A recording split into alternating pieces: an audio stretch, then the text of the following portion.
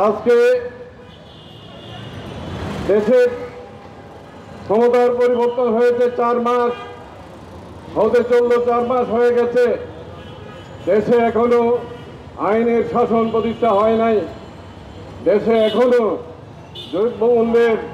দ্রব্যমূল্য মানুষের নিয়ন্ত্রণে আসে নাই।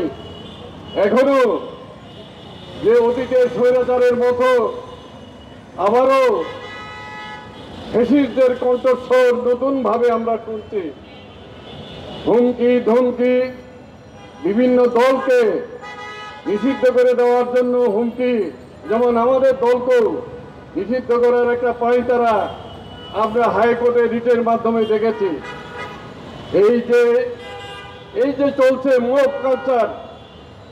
মব কালচারের সংস্কৃতি আমরা দেখছি। মানুষের মধ্যে চাপা ভীতি, উত্তেজনা, অনিশ্চয়তা, এগুলো আজকে চলছে। আমরা বর্তমান সরকারকে বলছি যে জনগণের সমর্থনে, জনগণের ম্যান্ডেটে আপনি ক্ষমতায় এসেছেন, একটি গণঅভ্যুত্থানের মধ্যে দিয়ে আপনি ক্ষমতায় এসেছেন। আইনের শাসন প্রতিষ্ঠা করা আপনার প্রাথমিক দায়িত্ব, দ্রব্যমূল্য নিয়ন্ত্রণ করা আপনার প্রাথমিক দায়িত্ব। এই দায়িত্বগুলো আপনার প্রাথমিক দায়িত্ব। এই দায়িত্বগুলো আপনি পালন করে